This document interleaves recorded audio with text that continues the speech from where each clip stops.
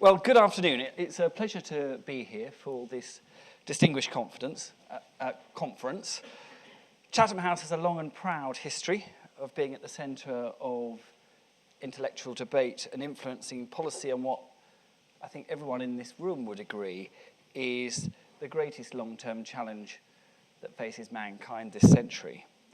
And in fact, for a foreign policy institute, you can really say that climate change is the very definition of a truly global threat.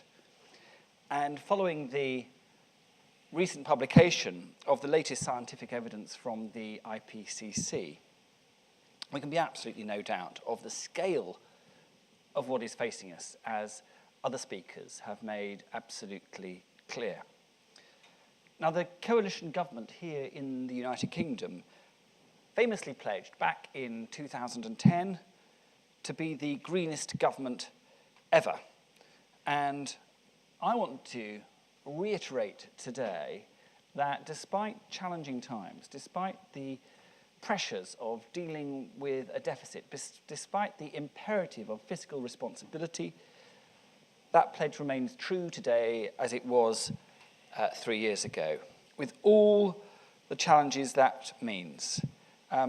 But today we are delivering that pledge to be green in a way that drives growth, that maximizes our competitive advantage in a global economy, and minimizes the impact, the negative financial impact on consumers.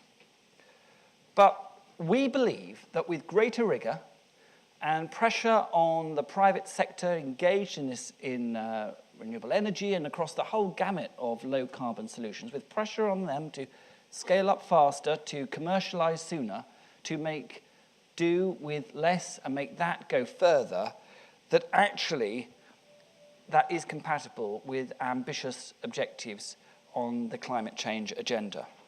Because we believe that acting on climate change in such a way, with such rigor, with such focus, is not only the right thing to do for our planet, but can actually be the right thing to do for our economy too. This, in fact, is what President Calderon of Mexico, former President Calderon, when he launched the new climate economy review during the UN General Assembly week in New York, is effectively trying to do at a global level to demonstrate that effective climate action can also be a driver for growth, and that climate resilience is actually a prerequisite for sustainable prosperity.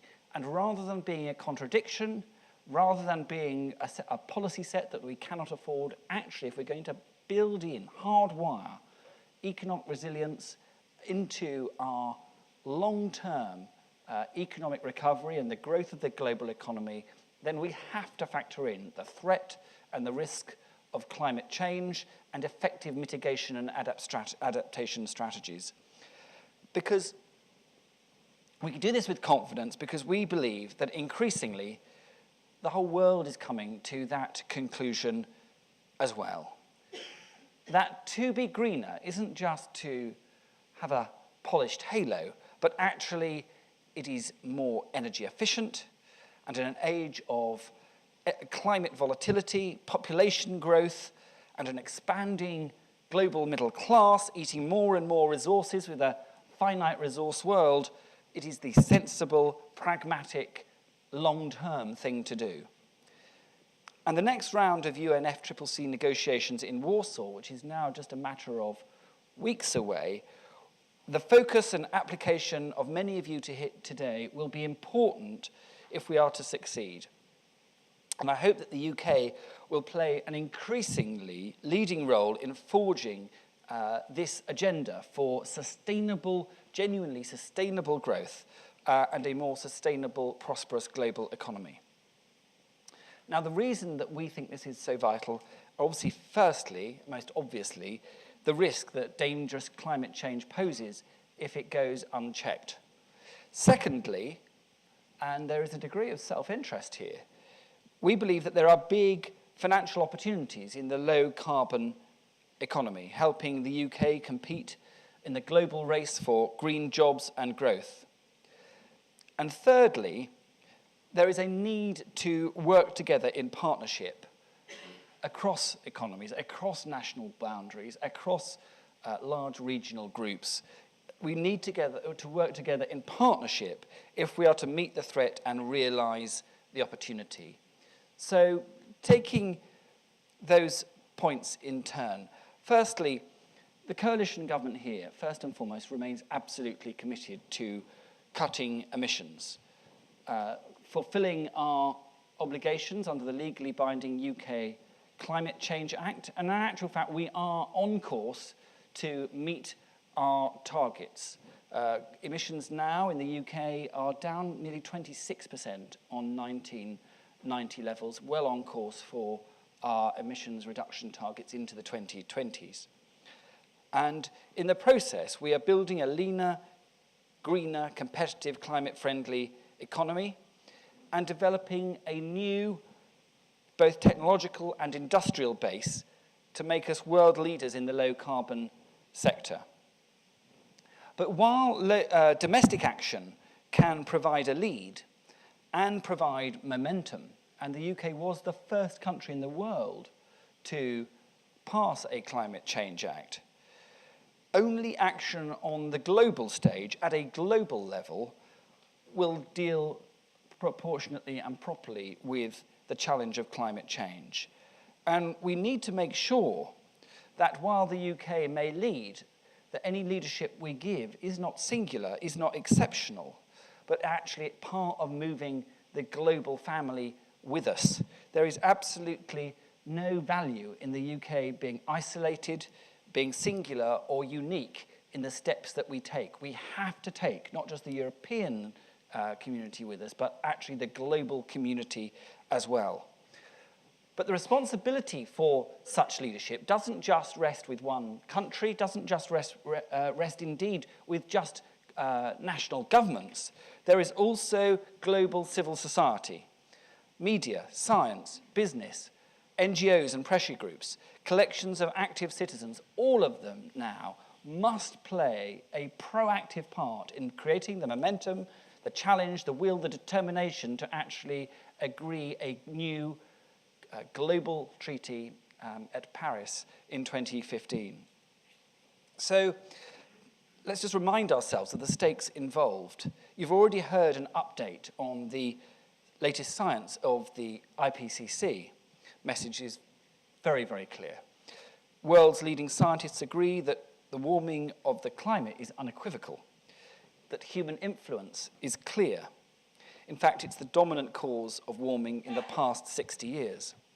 And they're more confident about this than ever before. But where governments can be slow to take the level of action required, businesses are already feeling the impacts. They're looking ahead and planning accordingly. They have to. For many companies, for many organizations, their future depends on it. Companies must not only meet shareholder demands for financial returns, but also prepare and adapt for whatever the future may throw at them. Now, this must mean reducing emissions, reviewing strategies and understanding both their narrow and wider environmental impacts, and working not just on their own business models, but with their suppliers and consumers to address these. 83% of global 500 companies in the CDP's climate program reported physical impacts of climate change as a risk, and 51% reported changes in rainfall alone to be a very real threat. And last week, that great UK entrepreneur, Richard Branson, said very clearly that climate change is real, we're the cause, and we have to act. But the key to tackling climate change, to quote him, is to see it as an opportunity rather than an obstacle. Well, that language of opportunity has been going around conferences like this for some time. But if I'm honest, it has been a bit vague to date. It has all been a bit waffly, and we've got to make it real. and it's got to be done with a much clearer focus, and it needs to be articulated not by well-meaning NGOs, but the people who are actually at the front line of making money, people who are actually making business decisions to invest billions of pounds on behalf of shareholders who are unforgiving in their demand for consistent returns. We have to actually take this on a step forward from well-meaning, woolly language and land this now as the new business paradigm. That really revolves around just a few key elements. That means making our energy sources greener at scale. It means making our economies more resilient, but in a way that is affordable to consumers and to shareholders. And it also means insulating domestic economies increasingly from international energy price shocks. Now, if you can do those three things, then that really is a compelling proposition for shareholders and consumers alike, and it's not bad for the environment. But it has to be very practically based.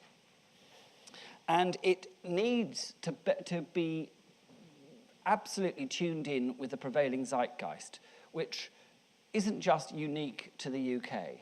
Here in the UK, you would have to be a blind, deaf hermit living in a cave in order to be immune from the high level of public concern, these screaming press and media headlines around rising energy bills and concerns about the pressures on the cost of living from the ever-increasing cost of energy.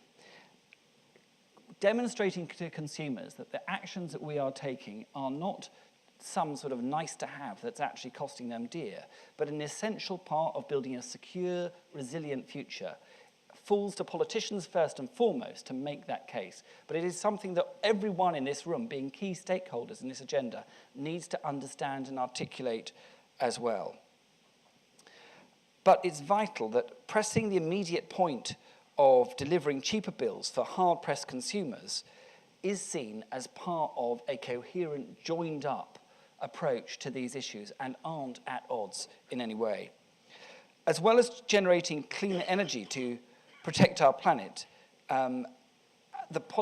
these policies have to be part of the UK's efforts to compete in a global race and compete in that global race to get a bigger share of the low-carbon sector.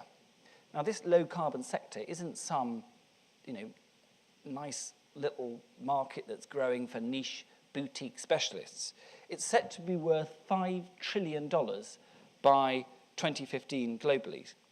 It is the countries that prioritise green energy now, energy efficiency, and all the associated elements that go with it, that will secure the biggest share of jobs and growth. And the UK already ranks among the best places for green energy, green investment, and green jobs globally. The City of London is the world's #1 financial centre for low-carbon industries to raise investment from. And we continue here in the UK, or rather specifically in the city, to innovate with new financial products, to raise more money and to help drive growth in this sector. The government has had a role to play in that as well. Our new creation, the Green Investment Bank, a world first, is now a key and permanent part of the financial architecture of the City of London, with a capital base approaching £4 billion to support innovative commercial green projects. It is a new institution that is up, running and investing, not just its own capital, but critically and vitally crowding in significantly larger sources of private sector funding. So far, it's catalysed an additional £1.9 billion, and it's barely in its first year of operation.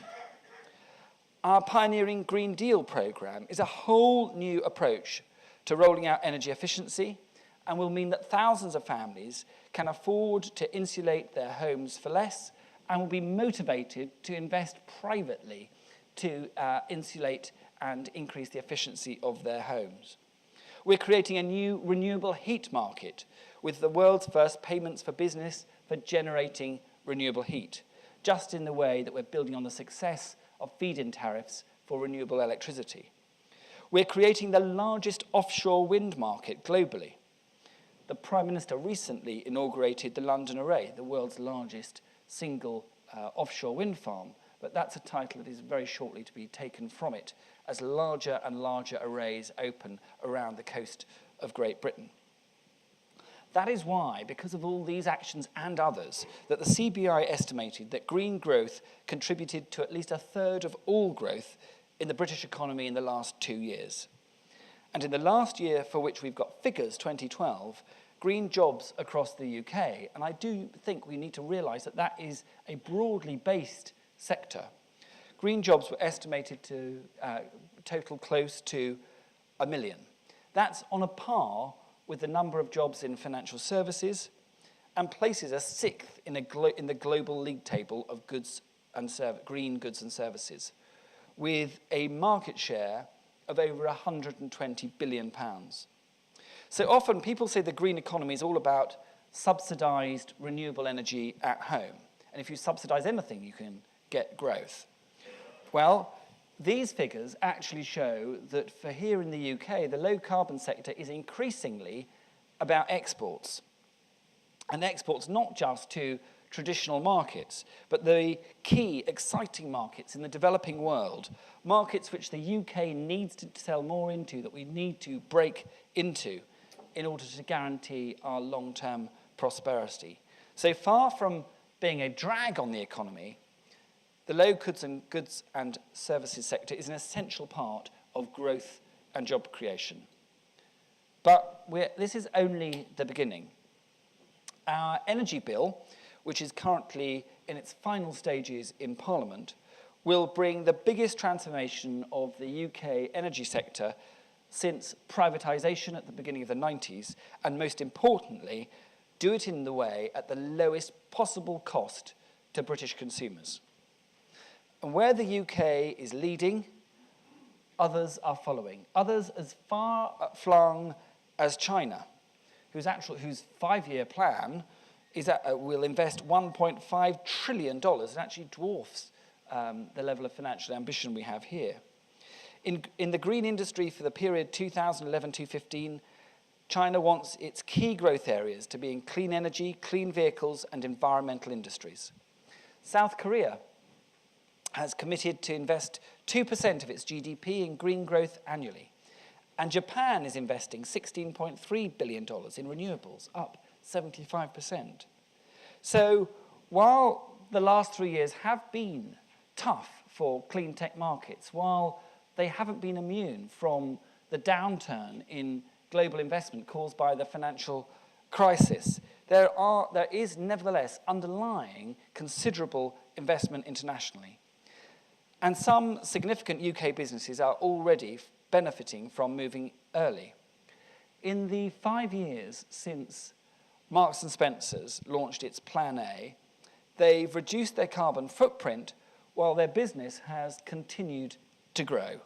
In fact, last year, I understand that Plan A contributed £135 million in net benefits available to be reinvested back into M&S's core business. And now they are offsetting remaining emissions to become carbon neutral in both their UK and Irish operations. Tesco is aiming to become a zero-carbon business by 2050. It's set targets to reduce emissions from its buildings and distribution, and it even has a target of reducing supply chain emissions by 30% by 2020. And last year, implementing energy efficiency measures saved the company £270 million in avoided energy costs. These companies aren't doing it just because green is beautiful. They're doing it because they recognise a very clear business advantage. So the direction of travel is clear. We can't afford anything other than a low-carbon future, but we can't afford just to write blank cheques. We have to ask how much, where, and make sure there is clear focus on delivering value for money. And it's government, both here and across the world, that must set the right disciplined financial framework, an investment framework to enable businesses to act. Which brings me on to my final point, that government must work with other governments to redouble our efforts to reach an ambitious global agreement by 2015. This needs to be globally, legally binding. It needs to include ambitious targets, and crucially, absolutely vitally, it needs to incorporate action by every single country on the planet. Now, of course, there will be different responses, differentiated responsibilities, but everybody, every single country needs to be signed up to that deal, no exceptions. And if we get that deal, that will help give businesses the necessary clarity that they need to invest for the long term, for consumers, to invest to deliver clean, secure, and affordable energy. And the UK will work hard with our EU partners to agree a robust climate and energy package for 2030. Now, the UK is pushing the envelope here. We've already set out our ambition. We want an EU target of reducing emissions by 50% by 2030, if we can secure a global deal. The UK is also working with international partners, sharing experience and expertise to see action at national and regional levels too. And I'm encouraged to see how many countries are increasingly doing this. In the US, President Obama has adopted a far-reaching climate action plan. China has ambitious targets under its current 5-year plan to reduce the carbon intensity of its economy and to increase the use of its renewables. India is implementing a national action plan on climate change, addressing energy efficiency and increasing the use of renewables. Now, here in the UK, I think this week we will celebrate the 5th anniversary of the Climate Change Act. And there's no doubt much more across the board needs to be done. But we are committed to that act and everything it embodies.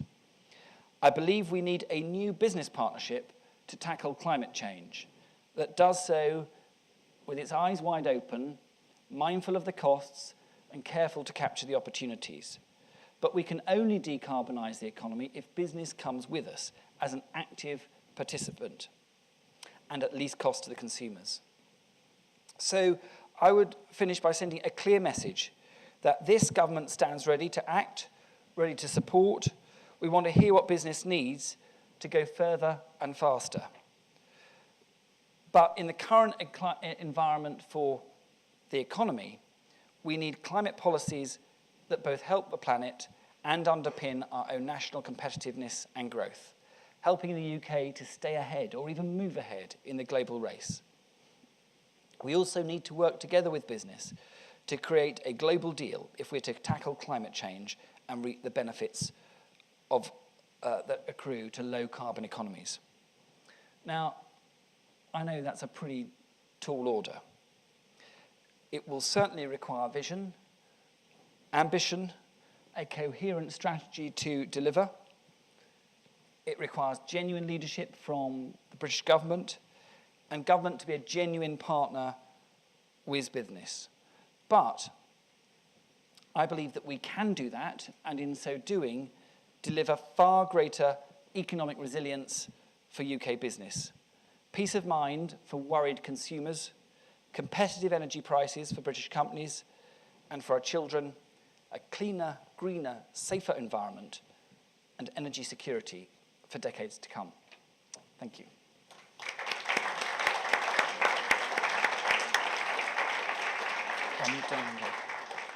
Thank you very much, Minister.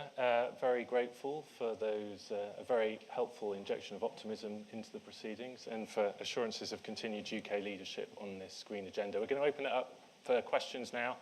The Minister's not got a lot of time, so I'll ask people to be very brief. This gentleman here with the beard, just here.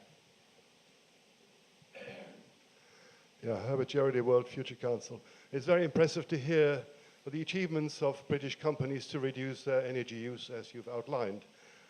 But when it comes to the actual new green economy in terms of manufacturing, I mean, every single turbine that you referred to with the London Array was imported. So is the case with all the other offshore wind farms, as well as all the PV panels you see on roofs across the UK. And all the funding is also from elsewhere. I mean, even the nuclear power station that is now being planned or virtually certain to be built and on the West Coast, the money is coming from China, the technology is coming from China and from France. So I don't really see where the green economy is happening other than in energy efficiency that you've referred to. And by the way, feed-in tariffs have been dramatically reduced as well as soon as your government got into power. Okay, and we'll take... Shall I do that? Do you want to take that one straight away? Okay. In reverse order, you're absolutely right. You bet we reduced the feed-in tariff massively. We did that because the price had fallen. It is scalable. The fact of the matter is I slashed feed-in tariffs from 43 pence per kilowatt hour for solar. They're now down to about 13 pence. Do you know how much solar we've deployed in the last 2.5 years? 2.5 gigawatts. 2.5 gigawatts. The UK is the most exciting place for solar investment in the UK. And we do that because we can afford to do it. We're not repeating the mistakes of Germany, where we're overpaying it. We're not leaving a massive legacy of expense to be picked up for future generations. We're doing it because we can afford to do it, because we did the math and worked out that only if you pay a competitive price can you afford to do these things at scale. In terms of the in terms of solar components, it is the cost of the panels which has fallen substantially primarily, and that's been the main driver of the costs coming down. But to such an extent that the cost of PV is less than 50% in the panels now. The majority of the cost is in the additions that go onto them, and then the deployment and installation. And there we're going, the biggest value in the supply chain actually does accrue to the British economy. But that we mustn't underestimate the more work that we need to do to bring down the cost of deploying solar. It still costs more to deploy solar here in the UK than it does in Germany, despite the higher labour costs and all the baggage that comes with being in the Eurozone. So we've got a lot that we can do to make the UK solar even more competitiveness, and we are driving towards grid parity. At that point, we can really expand even further. In terms of the supply chain, you're absolutely right in terms of London Array. About 75–80% of phase one was manufactured and or constructed offshore. But that is rapidly changing. We have a proactive offshore wind task force, which is working with manufacturers, with great companies like TAG, for example, up in the northeast, which I've been very hands-on involved with, helping them gain a much greater share of the supply chain. And I've been very clear to all of the developers that the offshore wind industry has no future here in Britain unless we can grow the supply chain in the onshore in the UK. And it is absolutely vital that we continue the very substantial pace that we've now set in onshoring those jobs and the investment. And it is coming. And I'm absolutely clear in my own mind that going forward, the lion's share, not everything, and we're an international trading nation, we shouldn't try and grab the whole pie, but the majority is going to be manufactured here, and there will be some exciting announcements in the next months and years to that effect. And then as to nuclear, well, it is a shame that the last Labour government sold off the last major nuclear company, I think a year before announcing a nuclear renaissance, with a timing that only Gordon Brown could get so brilliantly wrong. But the fact of the matter is we are rebuilding that nuclear supply chain. The EDF announcement actually includes a significant investment in the skills base, and the local content will mean that actually a large part of Hinckley will actually be built here and will flow down into the local supply chain. As for the majority of finance, I'm afraid you're just wrong. It may be that in respect of the Hinckley deal that the majority of finance is coming from elsewhere, but no, not London Array. I mean, the London Array and certainly the majority of projects overall is unquestionably raised from the City of London. Now, maybe we are an international capital market, that is our strength, So I don't think you could say that every single pound invested out of the city necessarily comes from a British investor, but it does come through the city. We are the international powerhouse for green investment, and that is something that we, as a government, are going to stand behind and continue the expansion of. Time for a couple more questions. There's a lady in the stripy jumper at the back whose hand I saw early on.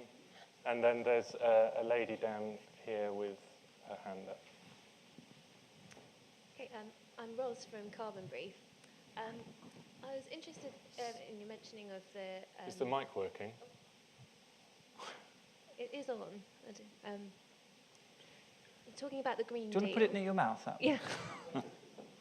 I was interested in your mention of the Green Deal. You didn't mention the energy company obligation, which there has been some talk about that being cut.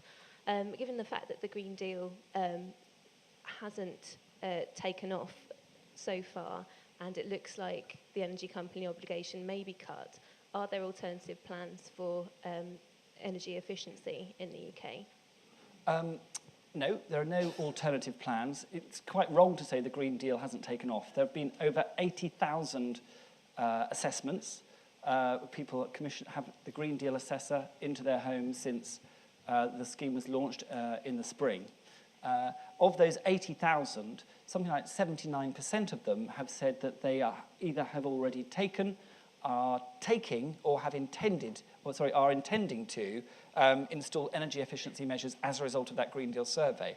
We also know that over 10,000 homes have installed energy efficiency Green Deal measures with a Green Deal supplier, Green Deal products, as a result of having that Green Deal survey.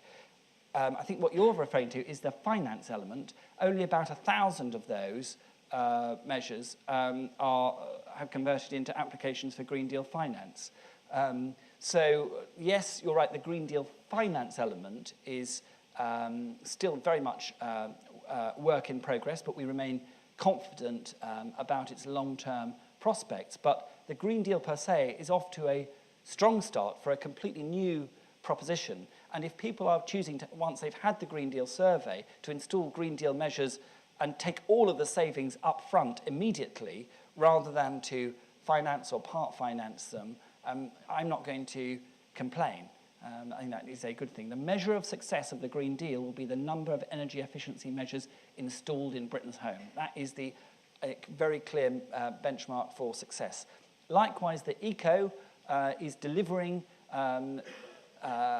we reckon, something between 200 and 250,000 homes will be improved by the end of this year, thanks to ECO, a very ambitious energy efficiency strategy, rolling out not just the sort of the light bulbs that previous energy efficiency strategies involved, but things, real big measures like solid wall insulation and proper whole house retrofits are included in that figure. And what's more, although there is a big discrepancy between the cost of delivery, depending on which energy company you're talking about, the central estimate is it's coming in pretty much close to the impact assessment that DEC produced last year before the scheme was launched. But we are continually looking to how we can ensure that these schemes and these measures are delivered at the least possible cost to consumers. So we are constantly looking to see how we can iterate any scheme in a way that drives it forward, but at the same time delivers value for hard-pressed energy consumers. And the lady here, please. A lot of businesses have called for the carbon floor price to be abolished because it harms the UK's competitiveness. I was just wondering, how committed are you to maintaining a carbon floor price? And also in view of, I think, the review of the fourth carbon budget is taking place next year. Will that go ahead? Because there's also been calls for that to be postponed on the basis that now is not the time to decide that ahead of the global deal that is to be agreed in 2015. Thanks. We will be looking at the fourth carbon budget and taking stock of that next year, but I don't see that as a big sort of showstopper. And as for the carbon floor price, I'm aware what business have said. I mean, we can't, you know, I come from a low tax party, you know, and we are a low tax government. The carbon floor price is a means to an end, and that means is to deliver certainty for business in terms of the long-term cost of carbon, and secondly, to raise money for the Treasury to help bring down the deficit. But like all taxes, these are matters for the Chancellor and way above my pay grade. Do we have time for one or two more questions? I think one last question. One last question. Who's it? The lady here. I think you're the first person to get your hand up. Lady at the front here with the microphone.